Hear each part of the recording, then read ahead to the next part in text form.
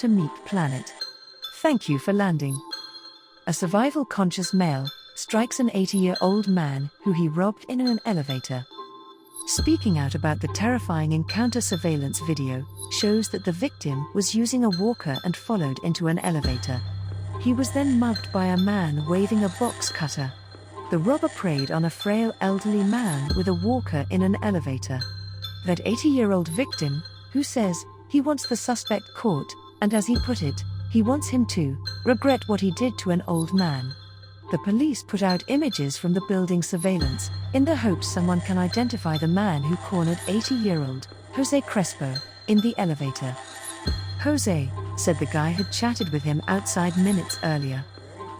Hello, this and that, I gave him a cigarette. Then light. It was a little bit strange. He came to me, and I say, well, okay, that was a little bit strange. Crespo said, it's not about the money, it's about getting mugged in the place he's called home for more than 4 decades. I hope he gets caught, Crespo said. Neighbors agree, and they are terrified. They say too often, tenants trust strangers at the door. People come in and out, and they act like they live here, said neighbor Patricia Lopez. The problem is people open the door, even if they don't know them. And I say don't do that. They don't have a key card, they don't live here. The building does have security, but only at night. This happened at 2 in the afternoon. The victim and his neighbors say not only do they hope someone will recognize the robber and help the police get him, they hope once he is arrested, he's not released before he can think twice about doing this to someone else. The robber is described approximately 30 to 40 years old. He was last seen wearing a dark red Under Armour brand baseball hat, black jacket, red sweatshirt, red sweatpants, red Nike brand sneakers, and black gloves. As of the time of this video, he was not apprehended. The criminal prey on the weak, because they stand to gain the most from this type of attack.